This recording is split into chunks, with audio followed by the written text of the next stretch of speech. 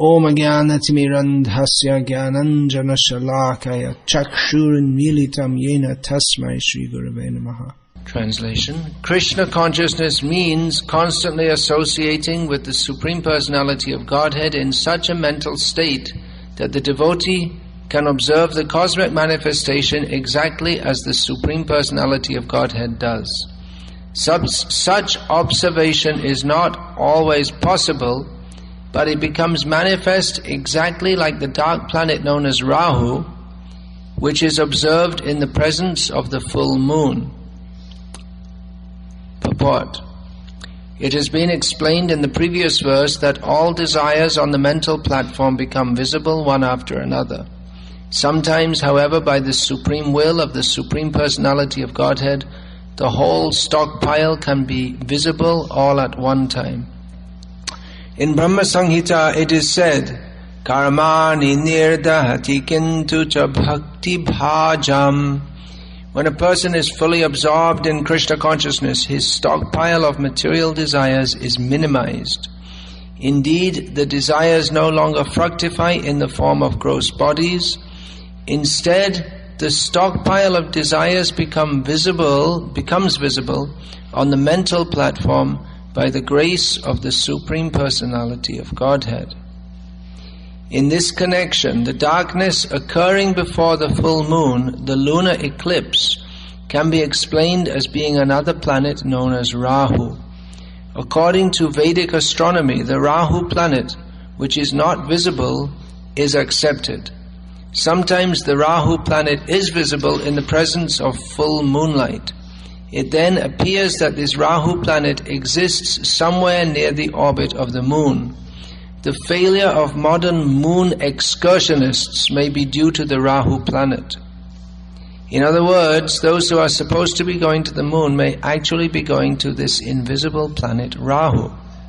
Actually, they are not going to the moon, but to the planet Rahu. And after reaching this planet, they come back. Apart from this discussion, the point is that a living entity has immense and unlimited desires for material enjoyment, and he has to transmigrate from one gross body to another until these desires are exhausted. No living entity is free from the cycle of birth and death unless he takes to Krishna consciousness.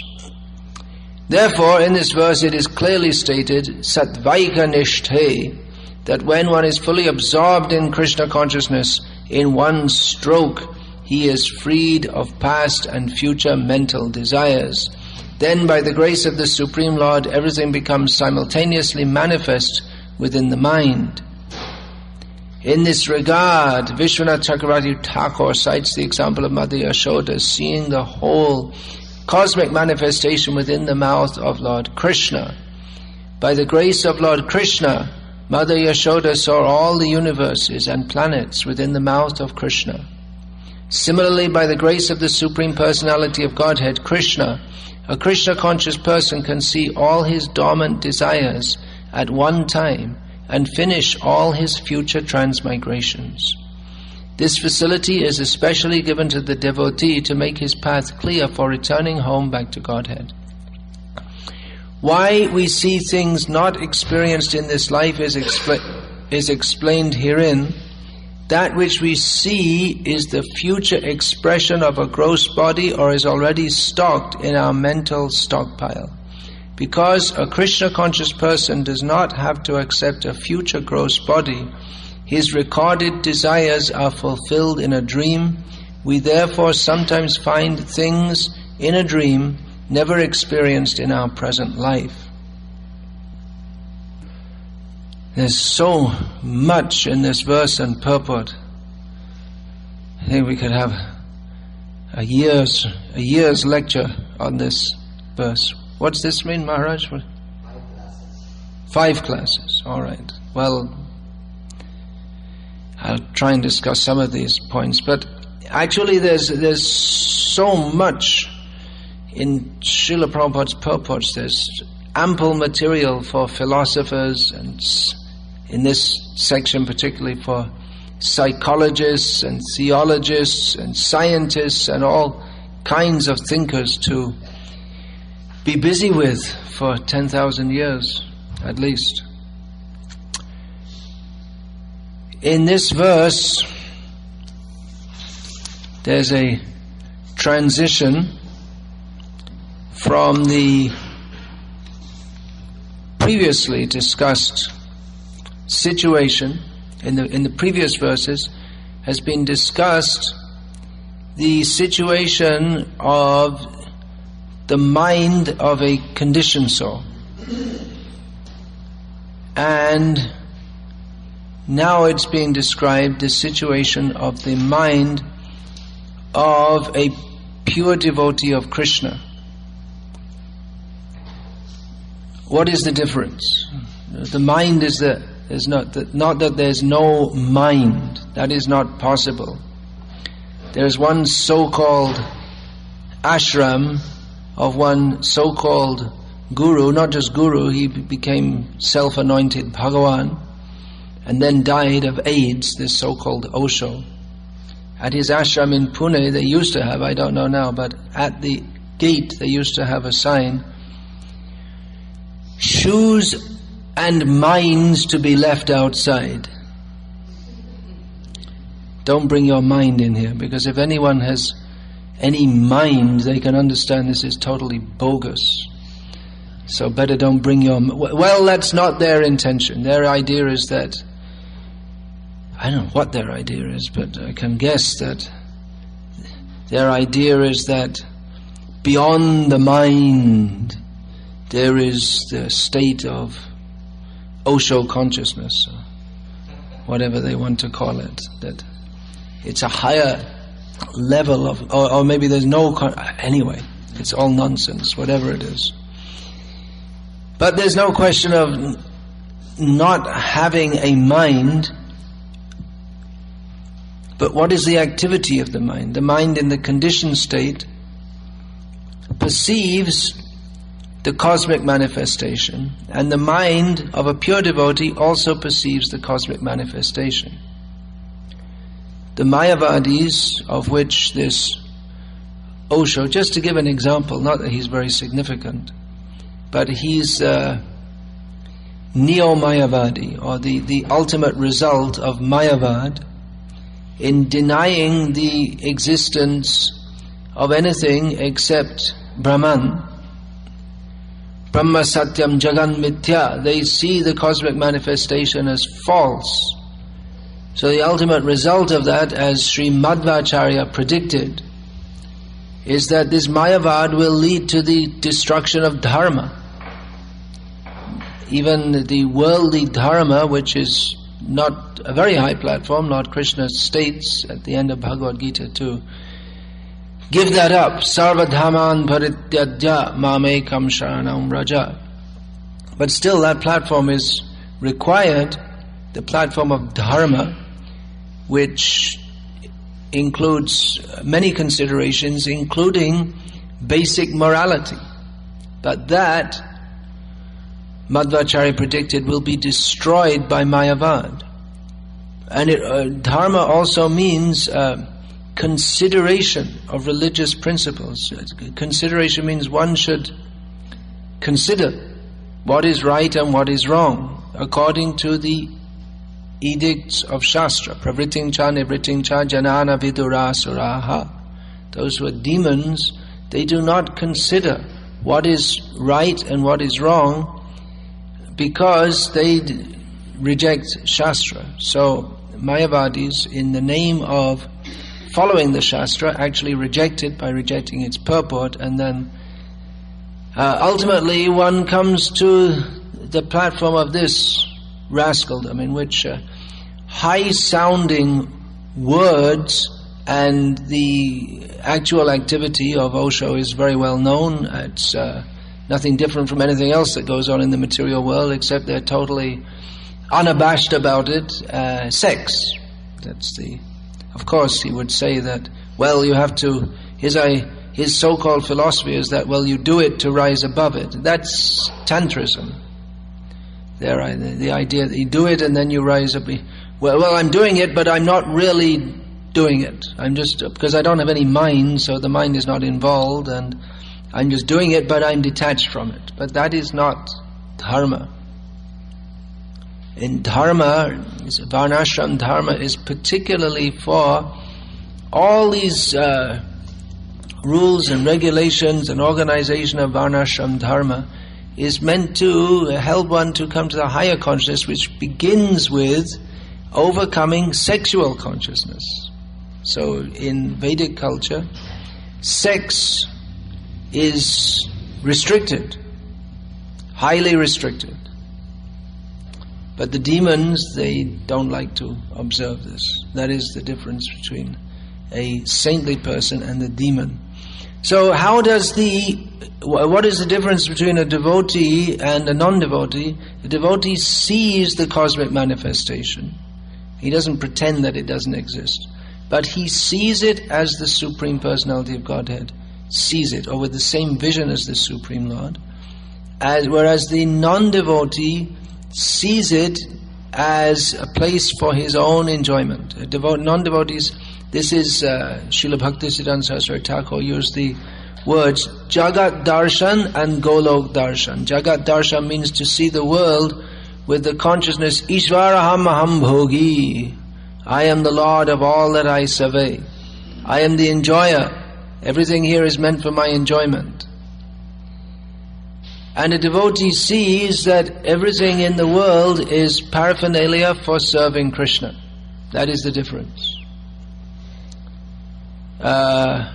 Non-devotee sees a beautiful woman and thinks, that's for my enjoyment.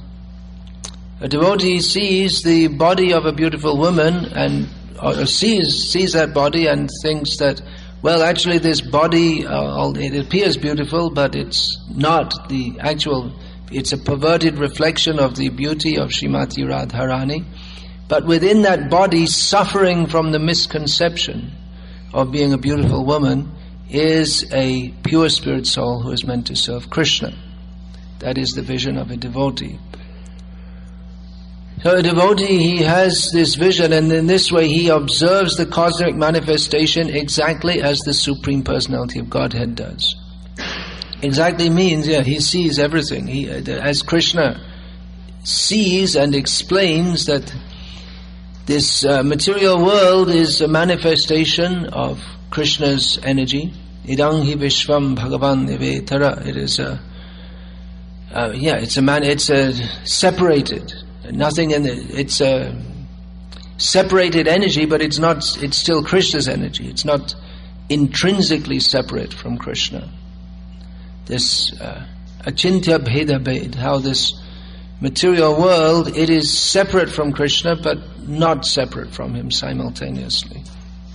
By his potency, he is within the world but not within it. Mayatatamidang sarvam jagada vyakta murti namatstani sarva bhutani nachahang teshvavastitaha. Everything that is within the world and the whole world is nothing but a manifestation of Krishna's energy. He fully pervades it and supports it, yet he is simultaneously aloof from it. So this achintya bheda bhed, this is right there in Bhagavad-gita. So this is how a devotee sees. Of course, there is a difference in how he sees the world. There's a slight difference. It's very major from the perspective of he sees it as the Supreme Lord sees it. This is Krishna's energy. Krishna sees this is my energy. This is meant for Krishna's service. So in that way he sees it exactly as the Supreme Lord does. But the difference is that Krishna sees that this is my energy, and the devotee sees this is Krishna's energy. I am part of that energy. I am meant for serving Krishna. Whereas Krishna sees everything, this is meant for my service. This is the psychology of a pure devotee. Now some points in here, like I say, it requires a lot of discussion, more than we have time for here. The psychology of a pure devotee is explained in this verse, giving an analogy. It's interesting. The analogy is of the dark planet known as Rahu. One cannot see, normally Rahu cannot be seen, because Rahu is described here as tamaha, as darkness. So one cannot actually, you can't see darkness. It's not possible to see darkness. But the dark planet Rahu can be seen when it covers the moon. Then it becomes manifest. Otherwise, its nature is that it's invisible. So it's interesting that this analogy is given, because an analogy is given. Why is an analogy given? To make clear a difficult concept by comparing it to something which is well known and easily understood. Now, in 21st century culture throughout the world, the understanding of Rahu covering the moon is not commonly understood. Srila Prabhupada often gave analogies that when he came to the West, he invented a series of analogies that would help people to understand the philosophy of Krishna consciousness, or he adapted traditional Vedic analogies so that Western people could understand. Just like the traditional analogy, it's actually from the Upanishads, of the soul, the embodied soul, being like a passenger on a chariot. So Srila Prabhupada gave the example of the car and the driver. The car is not the person, it's simply a vehicle, and the driver in the car is the actual person in this analogy. So to take that analogy further, the body is simply a vehicle, and the soul is the within the vehicle. Actually, that example is elaborately explained in the Upanishads, and Lord Krishna also mentions that in Bhagavad-gita. So Srila Prabhupada, for an analogy to be useful, it has to be the point of reference that has to be instantly and easily understood. If one has to explain the analogy, then it's not very useful as an analogy. But this is being used as an analogy. It's understood that by Narad Muni that Maharaj Prachina Barhishad can understand this example. It's been explained to him when, as a child, when Prachina Barhishad Maharaj saw what we call a lunar eclipse, it must have been explained to him that this is the dark planet Rahu, which is covering the moon. So it's understood by everyone in Vedic culture, and it's accepted unquestioningly. Just like in the modern age, it's unquestioningly accepted that an eclipse is either the earth going between the earth's shadow falls. How does that go? Which is that? That's the lunar eclipse is the earth's shadow. It's said to be falling on the moon. This is the modern explanation of an eclipse. And a solar eclipse is when the moon comes between the orbit of the sun and the earth and blots out the vision of the sun. So everyone accepts that. I hope I got it right, but it's accepted as an axiomatically.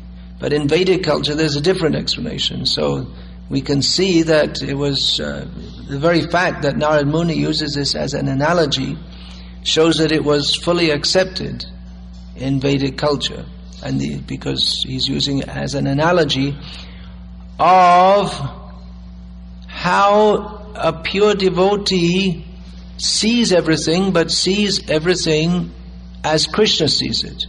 Now that may not be always obvious to everyone. One may think that a pure devotee is just like a materialist, because he may talk in the same way as a materialistic person talks, or acts in the same way in many ways that a materialistic person acts. Just like there was an editorial on a devotee website. I don't know if it's still up there as the editorial, as the main editorial, but it was poking fun at sannyasis for having laptop computers and iPods and things like that.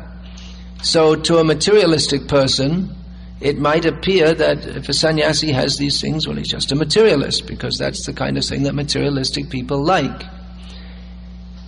But it's hoped that the sannyasis of ISKCON who are using these things do so in the same spirit that Srila Bhaktisiddhanta Saraswati Thakur and our own Srila Prabhupada also used the latest technology available to them at the time, unabashedly, because they saw everything in this world as paraphernalia for serving Krishna. And they didn't think that now I need a laptop computer for my sense gratification, but they thought that we have to use this for our service to Krishna. So to a materialistic person, it might appear that if two sannyasis are talking about the latest computer and which is the best one to get, they might think, well, they're just another materialist. They're interested in computers like everyone else. But then you have to see what they're using it for. So this consciousness, the principle of yukta vairagya, the neophyte or improper understanding of vairagya or renunciation is that one should give up everything. But that supposed renunciation is rejected, it's renounced by Rupa Goswami Prabhupada as falgu vairagya or meaningless vairagya, because one who fails to see the relationship of everything within this world with Hari Sambandha Vastuni, he thinks that, well, everything should be given up. We're not part of this world. We should be spiritual, and spiritual means giving everything up. But this vairagya, which is desired by the mumukshu, those who are desirous of liberation from this world, that vairagya is called falgu, or very light or meaningless or useless. Because for a start, we can't give anything up. If you want to give everything up, well, you have to give up your body too. You have to give up breathing. Don't use the air. I'm giving up everything and going to the forest. But in the forest you're also breathing. So stop breathing. If you really want to give up everything. That's also material. The air is also material. So what is to be given up is the perverted sense of ownership. That I have anything to... Well, we don't have anything to give up anyway, because nothing belongs to us. And the idea that I can give something up is only the flip side of the misconception that everything here in this world is for me to enjoy. But it's not. It's another expression of the idea that everything is here in this world is for me to enjoy, but I can't enjoy it. I'm not enjoying it. So let me give it all up, and I'll be happier in that way. It's another attempt to enjoy, self-enjoyment, denying this, that everything is meant for the service of Krishna. But a devotee sees everything in the world is meant for serving Krishna, and therefore a devotee can and should use all the best things of the world for serving Krishna. If we can serve Krishna better by flying from one place to another for preaching, then why should we go by rickshaw or walking? Of course, rickshaw distance and flight distance is Anyway, why in the name of why accept difficulty for the body if that difficulty impedes our service to Krishna? That means we haven't actually understood the principle of spiritual life. So it may appear that a pure devotee is just another materialist. But then, when his activities are seen in relationship to Krishna, that may become manifest at some point. A pure devotee doesn't make a show of being a great devotee, but we find that Chaitanya Mahaprabhu himself and the acharyas after him, they were reserved in the matter of showing their Krishna consciousness. They didn't show it off in public or try to make a show of being very advanced. Chaitanya Mahaprabhu, when he met Ramananda Rai for the first time on the banks of the Godavari, then naturally both of them were extremely ecstatic, and that became manifest in their persons by crying and shivering and all the symptoms of pure devotional service. But then Chaitanya Mahaprabhu noted that some materialistic brahmanas were accompanying Ramananda Rai, and they were shocked. They couldn't work out what was going on. So Chaitanya Mahaprabhu, he deliberately restrained himself from exhibiting those symptoms. And we find also that Srila Prabhupada, he didn't make a show of being a pure devotee or go around trying to convince everyone he's a pure devotee, but he simply got on with the business of serving Krishna, which is actually what pure devotees do. But sometimes his pure devotion to Krishna would become manifest, even without Srila Prabhupada's desire. Sometimes in a very striking manner, Srila Prabhupada would go into trance, or his voice would falter and he would cry. Or sometimes, for those who had the vision to see it, his constantly talking of Krishna, his anger in becoming angry at persons who blasphemed Krishna, these are all symptoms of pure devotional service. So as long as he might have been discussing sometimes with his secretaries about where shall we go here, or shall we go there, and what's convenient, and this and that, and it might seem that he was talking in the manner of a tourist, like in the same way that tourists might talk. But then we have to see his activities. What was he doing? He wasn't going here and there for sightseeing, but he was going here and there for delivering. Wherever he went, he delivered the people of the world.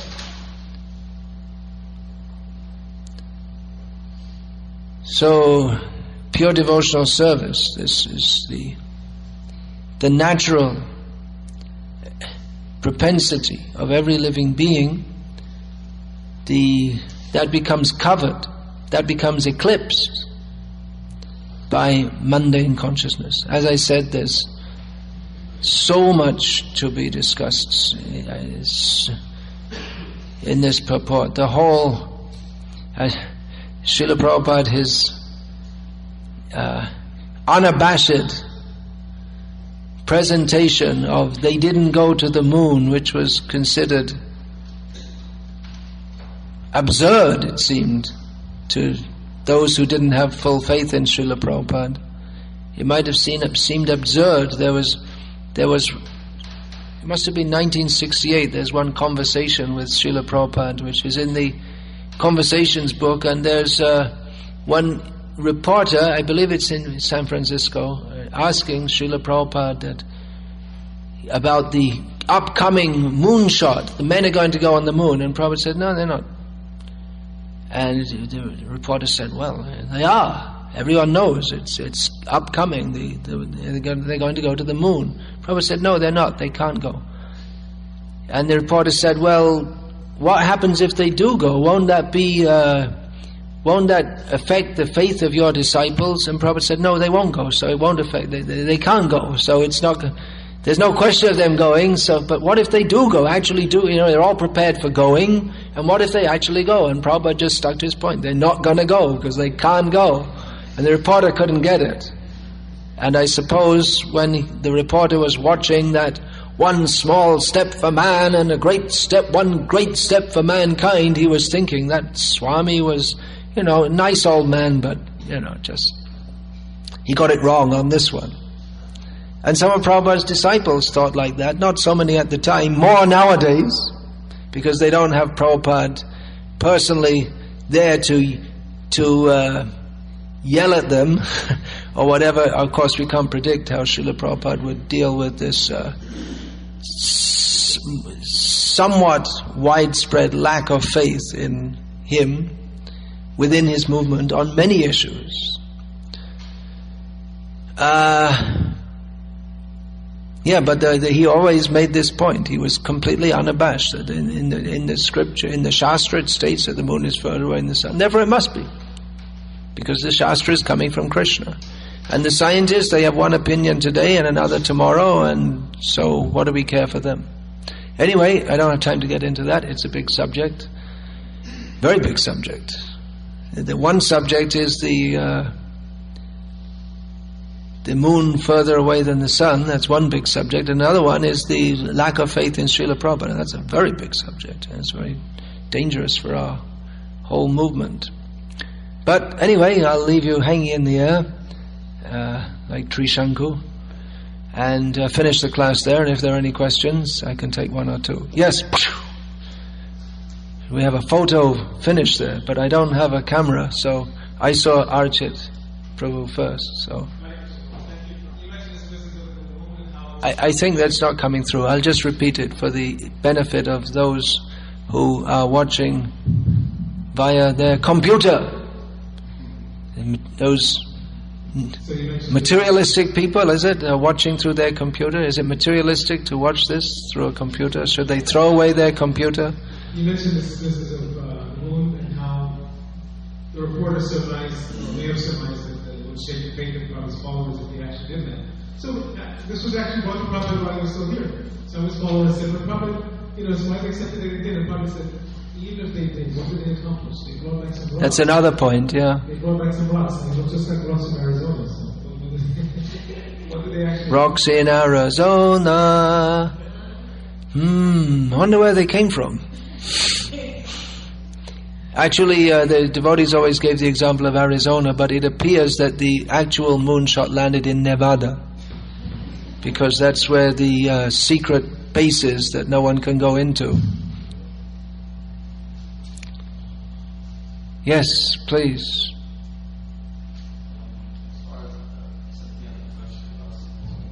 Another question about the moon.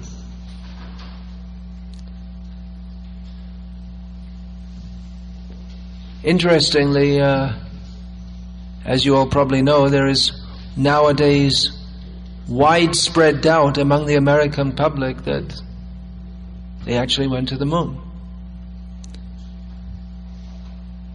And widespread doubt that anything the politicians say is true, because it's come to light that many of the things they say are not true. Maharaj, in the purport, Prabhupada explains that the Rahu planet is invisible. So, accepting that they landed on Rahu, when does Rahu become visible?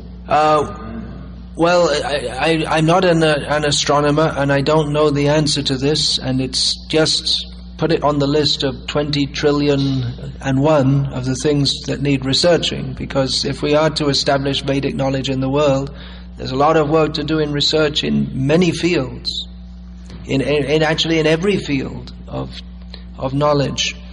But I can suggest that something which is invisible to the eye from this planet might be visible. If they had gone there, it might be visible if they'd actually landed there. You get my point? Right, but there, in other words, yeah, when you get right there, you can see it. But at the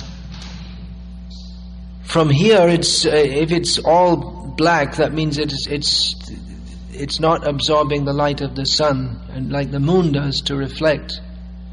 The moon is visible. Actually, Srila Prabhupada gave two explanations of why the moon is visible. One is that it has its own light, and another that it reflects the sunlight, which is the modern scientific explanation also. So something which is black doesn't reflect anything. That's why people who go out for early morning runs, running for exercise, they they either wear bright clothing or they put something reflective on their clothing so that motorists who are going by can see it. That's why in a hot climate it's good to wear white or bright colored clothing, because that reflects the light. But if you wear black clothing, it absorbs the heat of the sun. So we find in hot countries people wear bright clothes, and that may be one reason for that. It's just good for reflecting the sunlight. I'm postulating that, that's all. I'm giving a possible explanation. I'm not a scientist of any sort. But I can simply suggest that there should be some explanation. That's all. Are there two planets that are observed, or that the moon planet that we're observing from here becomes invisible? You understand what I'm saying? When Rahu goes in front of it, when supposedly, well, we understand from the Bhagavad-gita that the moon is invisible, right? No, the moon is not invisible. Rahu is invisible. That Rahu is invisible. Yeah. When, the astronaut, whoever, is at a certain point, it becomes visible, and the present moon becomes All right. invisible. Well, Bhrigupati Prabhu is volunteering to answer this. Save me. Prabhupada gave this main example. He said, just like here on Earth, we have an immigration policy, and people who aren't qualified to try to come to this country or any country, then somehow they get turned around. They're not allowed to because of the immigration policy. So Prabhupada said on occasion, he said, so in the same way, the moon is inhabited by demigods and we're told to be human beings. So if you're trying to go there without qualification, you're intelligent, you've got this machine to go to the moon, they all have a machine together to turn you around, prevent you from going, or there's things like that. So Prabhupada gave us a possible explanation. That's not really the point that Naikama Prabhu is making. He's talking about sensual perception. Well, yeah. Take it from that perspective, that you're allowed to. You're maybe the inhabitants of Rahu let people come there, if there are inhabitants.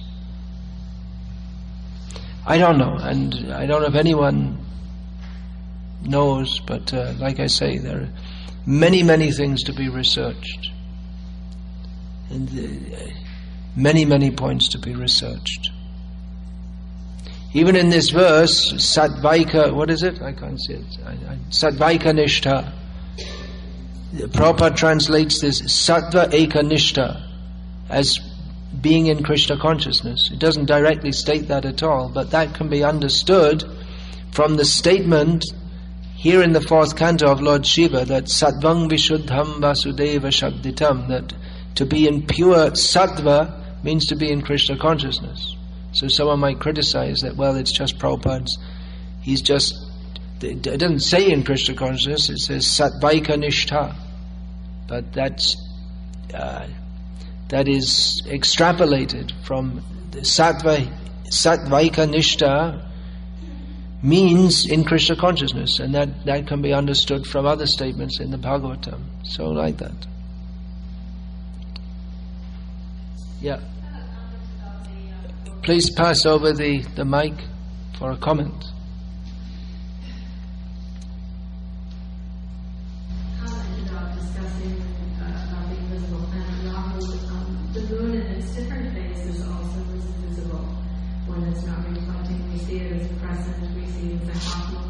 That's true, yeah. An intelligent person would think the moon is shaped like a crescent, there's only half, but if you go there, there's the whole orb. So in the same way, it's like you said, if God is not reflecting, then it's not appearing to us, it's invisible. Thank you. Amaya Vilas Swami Maharaj will make what we can have as the last comment. Unless it's a question. What is the real form of research? What is the real form of research? Well, those. Sorry? What is the real term of research? Real term of research? I don't understand the question. It needs to be researched. When you say that we have to research, so many things to be researched. Yeah. What is the actual meaning of research? Research means you don't know and you try to find out the means by which you can know. The purpose, so you are giving answer? Yeah, that's the answer. What is the answer? That's the answer. Which answer? Research means that method by which things which are not known become known. The purpose talks about research in many places in our association. Research means aspect. Well, often he says that there's no need to research because everything's in Shastra. We can simply accept that Krishna is supreme. But on that platform there's no need to research to find out what is the fact, but how it's a fact. That we made to establish that for those who don't have that faith, and to understand it better, that may require researching. And Srila Prabhupada wanted, for instance, the BI, Bhaktivedanta Institute, to undertake philosophical research and scientific research to demonstrate these points. In one conversation he said that one of the duties, when he was talking about Varnashram, he said one of the duties of Brahmanas is research. So he didn't reject research per se, but the attitude of researchers that we can only find out everything by research, that is mental speculation. Prabhupada differentiated in one letter between mental speculation, in which one thinks that one has to find out the truth by one's own method, and philosophical speculation, in which one accepts the truth of Shastra but applies one's intelligence to try to understand how it is true. And there's another point here from Shvavash Prabhu. He's got his hand very strongly up there. I just thought I'd throw in a comment on this issue because there was a lecture where Prabhupada said that Darwin has actually killed the soul in society. So basically what that means is that everyone's on the bottom platform of life and they can't think any further than this. So when you talk about these kind of issues, he has killed eternality. He's killed the idea of a soul, or even for that matter, God. And everything is simply on the body platform of life. They can't think any higher than that. So matter means everything to them. So on these issues that we're discussing, it appears as higher than matter. These issues take higher intelligence. If you're going to discuss about the moon, it's a heavenly planet. It has nothing to do with this. Well, it does, but it's higher than this particular. It's more subtle energy. It's it's not formed of earth, water, fire, and air. It would seem it's an ethereal planet. And then we're talking about the moon god, who's a demigod, whose powers are way surpassing any human understanding. Yeah. You speak of Rahu, who was actually, he was also a demon, but at the same time he was a very powerful, mystical demon. So it appears to me that because of the Darwinism theory, it's very difficult to even conceptualize these things. He's killed the soul. Yeah. And he's made everyone think that you're this material body, do whatever you like, and this is your last life, and you came from a monkey. You didn't come from anything, like God. So, this is one thing I think is very important. You made that. Yeah, that's why PI needs to be there, because to kick on his face, as Prabhupada said himself, kick on the face of Darwinism because he has killed the soul. And it's important for us to speak about these matters, although they're inconceivable to most of us. Yeah. That's natural. Yeah, I can't explain to any scientist or how the moon is further away than the sun, but I accept that because Prabhupada said it and Shastra said it. But I understand also that why obviously Prabhupada wanted these matters researched so they could be presented for the elucidation of those scientists who are sincere enough to accept it, and to kick on the face of those who don't. And one more point. Lots of points. Well, I'll leave it up to you, Shvavash Prabhu. You can cut out whenever you like. It's up to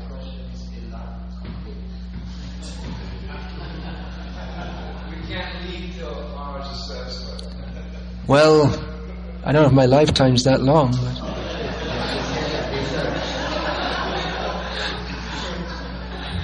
when we say the research, that is I'm just catching that point. Like you are going to maybe also, that's what I have. You are going to. yes, I want to start a Shastric research institute. That is my plan. Please give your blessings. According to Vedic, Prabhupada said Shakta Pramana, Nyaya Prasthana, and Suti Prasthana. Yeah. Prabhupada many places, our acharyas never talk about research. The perfect acharya, we never see in Prabhupada. Yeah, well, that's these three prasthanas. They are for those who accept the Vedic culture, for those who accept the Vedas as authoritative. For those who don't, we have to adopt some other means of convincing them, as Chaitanya Mahaprabhu did with the Buddhists, as Prabhupada did with everyone in the Western world who didn't accept the Shastra. He preached Krishna consciousness and presented the same philosophy, but in giving examples and in terms that they could accept. So this, and even if we accept these three prasthans, much of that knowledge is lost nowadays. So, or even within that, just like even within that arena, there's also just like we find that certain followers of Madhvacharya are very aggressive against our sampradaya and say you're not part of our sampradaya. That has to be established. There are the so-called Babajis of Radha Kunda and Navadvip who say we don't have a proper sampradaya or parampara. So these issues also have to be taken up. There's a lot of work to do. It's all right for us to say we accept Krishna in Bhagavad-gita, but preaching means that understanding that not everyone will accept that and bringing them to the point, convincing them by their intelligence that that is true, as Krishna did with Arjuna. Arjuna had various doubts and Krishna satisfied him with his intelligence. By giving intelligent replies, Krishna could have just told Arjuna, look, I'm God, just do what I say. But he didn't do that. Arjuna would have been ready to accept, but Krishna didn't do that. He convinced him philosophically. And Srila Prabhupada also took the time and trouble to convince people philosophically. Well, I was seeing in the prayers of 6 Goswamis that they actually did all that research, and their conclusion, Krishna was the Supreme Personality. Yeah, they established that Krishna is the Supreme Personality of Godhead. So one thing, on various points in Shastra, especially Jiva Goswami established Shastrically, but then that's how many of us know all those arguments? So one thing to do would be to research Jiva Goswami. But then the nature of Maya is that she offers unlimited permutations and combinations of atheistic arguments which have to be dealt with in context. If someone comes up and says that, well, actually life comes from matter, and we say, well, Jiva Goswami says this, what do they care what Jiva Goswami? They don't. We have to present it in